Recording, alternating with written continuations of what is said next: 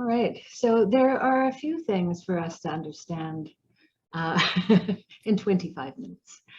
So here we go. Here we go. To begin with, we're going to do a bit of a review. What is meditation, right? Essentially, there are three major aspects to our meditation that we talk about in Zen. Somewhat loosely, we call it dharani. This is concentration practice. Dhyana, which is meditation, and samadhi, which is deep absorption, or not so deep absorption. Wholesome absorption, or not so wholesome absorption. So,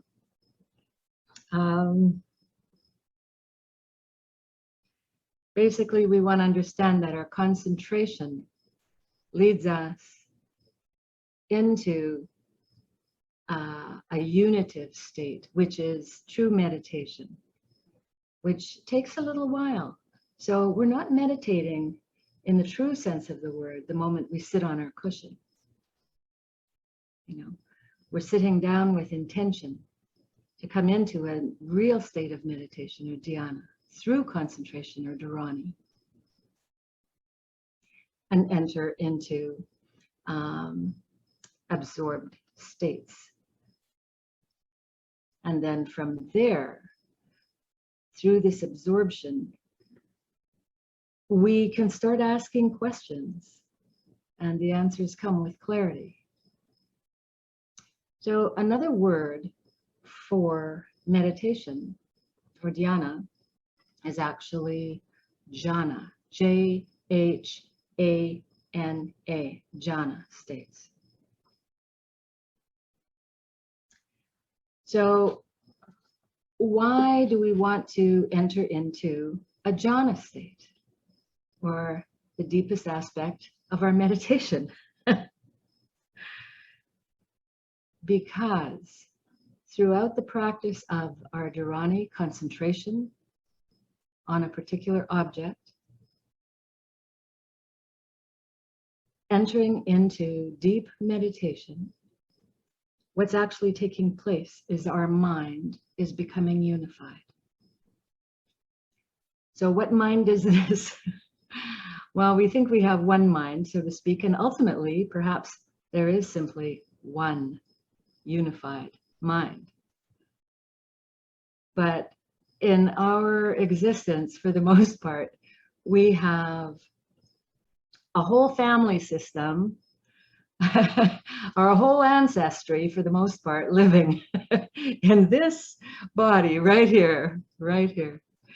And all of these aspects of ourselves have often something to say, something to feel, something to emote, something to agitate about. So over time, all of our historical and our psychosocial, emotional hindrances or arising, different arisings, these hindrances are subdued. They arise. We learn to acknowledge them, recognize them actually first, acknowledge them, and through this process, they can be calmed. And without a doubt, this is an extremely healing process. Extremely healing process. So Buddha's enlightenment brought him to teach the Four Noble Truths, the truth of suffering, that there is a cause for suffering, and there is an end to suffering, and that path to the end of suffering is the Eightfold Path. So let's look at, first of all, suffering, the truth of suffering. So this word that's been used to speak of suffering is dukkha. D-U-K-K-H-A, dukkha.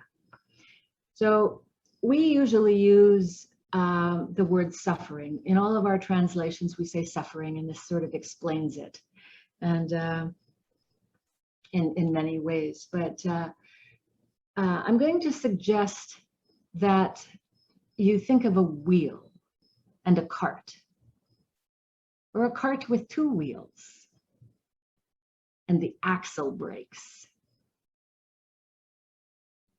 You get a really bumpy ride. It's a rough ride. Nothing's working out very well, right? That's dukkha, right? That's dukkha.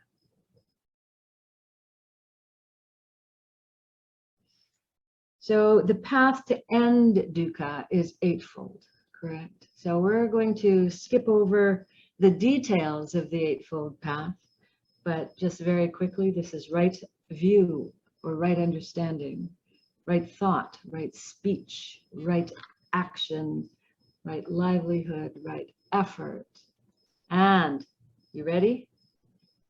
Right mindfulness and right concentration. So this is a critical piece right here. Right concentration. Well, what does that mean? Right concentration is the practice of dharani,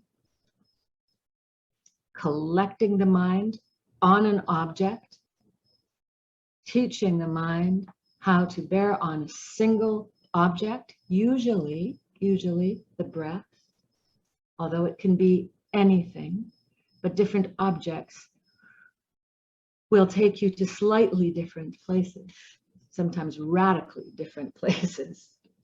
So right concentration is dharani, which leads to stable attention.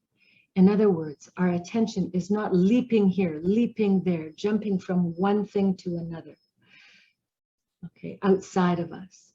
Or internally, it's not jumping from one sensation to another sensation, to another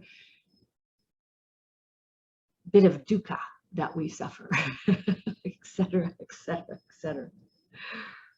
Right? So this is what we're practicing, right?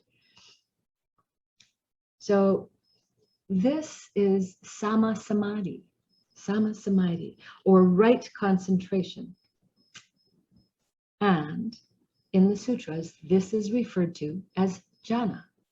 And remember, there are, different languages. We had Sanskrit and Pali. And so dhyana is one language, jhana is another language. Now,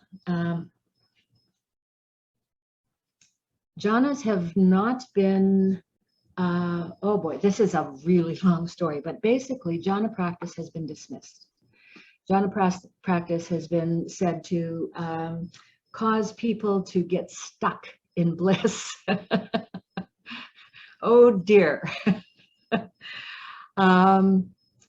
Bliss is okay. Bliss is healing, and it's part of the path. And in the Theravadan tradition, it was considered a hindrance in a way. Why? Not because it's not terrain we need to pass through, or states that we don't need to cultivate. We do. They're valuable. It's because people confuse the jhana state with ultimate enlightenment. And that's the danger, because people have such amazingly peak experience. They think there can be nothing beyond this bliss. That's the danger. So I just wanted to clarify that. And for anyone who is also been steeped in any way in some of these warnings against jhana states, this is an amazing book. It's in the Buddha's words, discourses from the Pali Canon, and it's edited by Bodhi Bhikkhu. And I'm not going to read it today due to time, But on page 247 and onward, we have the Buddha speaking very directly about the jhanas. Well, I will read a little bit. Having abandoned 5 hindrances, defilements of the mind that weaken wisdom, etc., etc., we enter into the first jhana, and then the second jhana, and then the third and the fourth. Okay, so it is a teaching directly from the Buddha, and in fact, Anapanasati, and then the jhanas were essentially what Buddha was practicing the night of his enlightenment, or so the rumor goes. Who knows for certain? Okay. So basically, we need about approximately 6 months meditation experience. Very often before we can, and this is good practice, before we really come to a place where we're stabilizing in any way, stabilizing the mind, stabilizing mental activity. And of course, this varies across what your instructions are. Oh dear, this is going so quickly. Okay, there are different signs that tell us that we're ready for jhana practice. And this readiness is called access concentration. And this simply means that we have a sufficient degree of indistractability, that the mind is focused enough. We can stay on our object. Or if we wander away, we don't wander too far away, you know, or we can at least even keep the meditation object in mind while we wander and come back. So these are signs that that are significant. And so if we're not pulled into gross distraction, totally away from our object, we know we are ready. So I believe we just simply, for the most part, also need to sit approximately 20 minutes, which brings on a relaxation response in the body. Once we have that relaxation response, we're usually in pretty good shape to deepen from Dharani into our dhyana, or into the jhana. Okay, so it's clear psychological processes, unresolved emotional processes, unresolved history, all of these things will come up in our meditation. And people don't like it. And depending on how we respond to this, it's dukkha. So if we can sort of be inviting and be with the arisings, of course, you know, we don't shoot ourselves with a second arrow, so to speak, right? Okay. So there are different views about what makes a real jhana. And I'm going to skip a whole bunch of this and go directly to Piti. How do we know we are deepening into our meditation? How do we know that this is dhyana or jhana? Well, we start getting the signs. First of all, as I said, there's the indistractability. We're alert, we're awake, present, and then we get the signs. And the signs can be, we can have these signs on and off, on and off, on and off, very, very sort of minor signs for years, depending on how we practice. But the signs are perhaps a little bit of tingling someplace in the body, a little different than your leg going to sleep. It's more of a little bit of an energetic. So there's a bit of maybe tingling that takes place. Or we start to get twitches. Sometimes the thumb will just do a little, you know, you'll get this little twitch, right? Or some part of your body will, if you allow yourself, if you don't hold against your bodily experience, you might you might get a little, people I think are calling them kriyas, these little jerks that might happen, right? This is the energy in your body trying to move and hitting some blocks perhaps, right? There's also the feeling of some itchiness, or the one that usually gets me is something is crawling on me. Feels like something is crawling. Ants, yes, it's got to be ants, or maybe it's a spider. Oh my God, who knows, right? And really what's taking place is you're relaxing deeply, and your capillaries in your blood system are opening up a little bit and relaxing, and this opening up and this greater blood flow brings about a certain itchiness very often, or the feeling of ants crawling on us. Let's see, twitches, heat, cold, light flashes, things like this. These are really neurological events for the most part. The light flashes are signs that take place. I can't remember what the place that they take place in. Acumen something, I can't remember. But they are signs that we are becoming concentrated.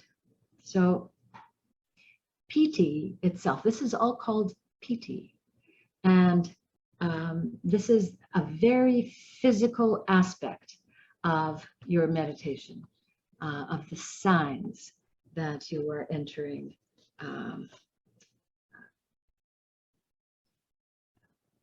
deeper meditation. I call it agitated bliss.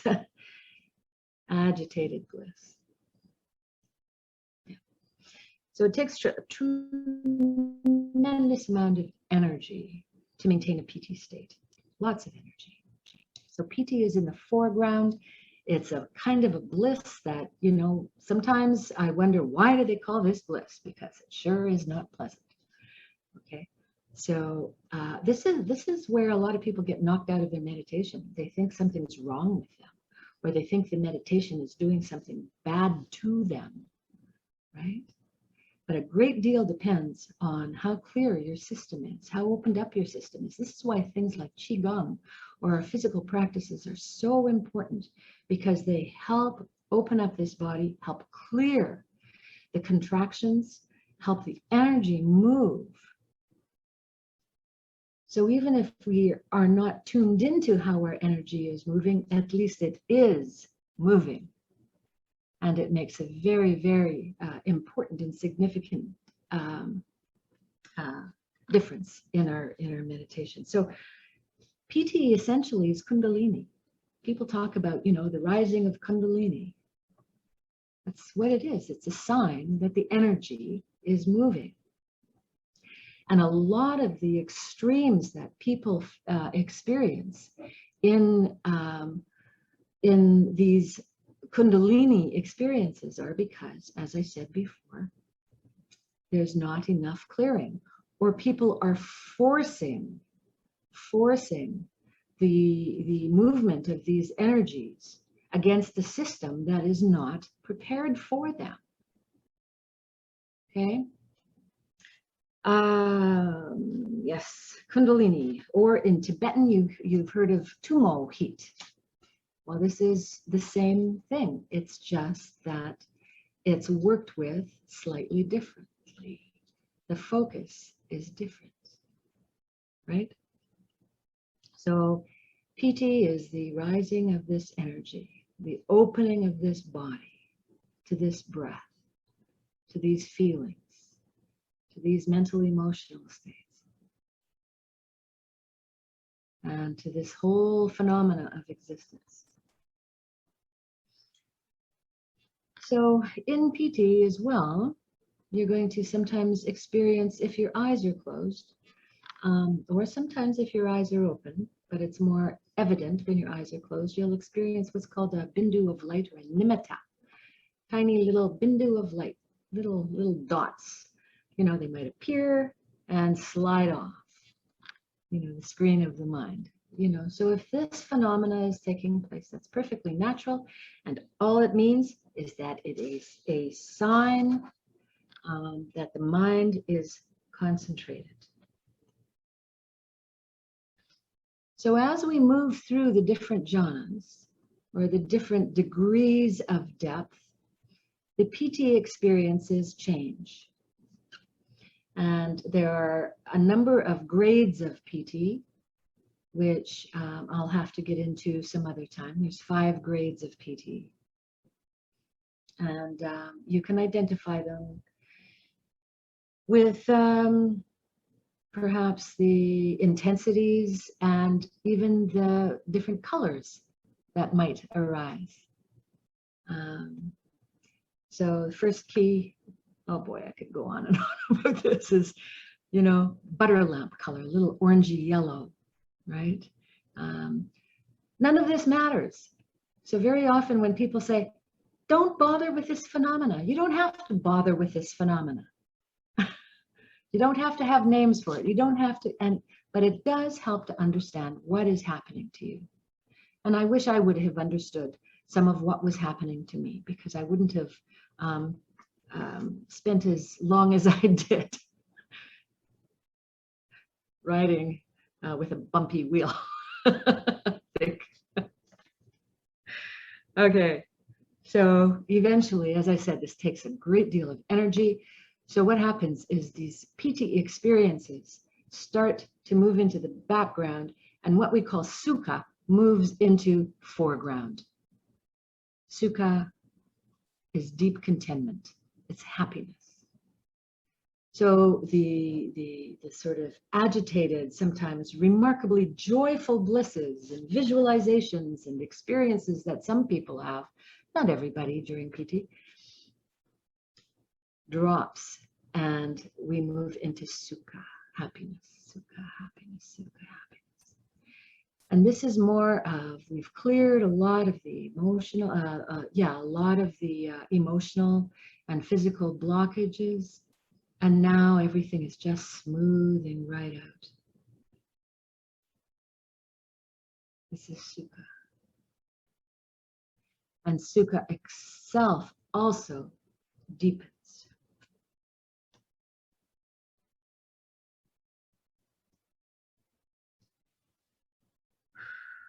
So again, the jhanas, or these meditative states, are not intrinsically awakening in and of themselves, but they clear the way, they open the way.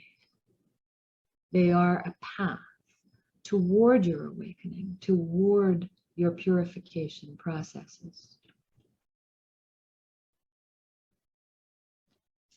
So it looks like I've run out of time.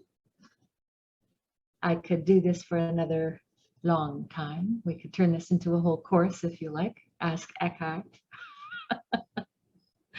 And because I do want to relate it to Zen as well. This isn't what you usually hear in Zen language. It is very much Zen. Just depends on how we work with the object. That makes the difference. Okay, that's it. Thank you for your attention and interest.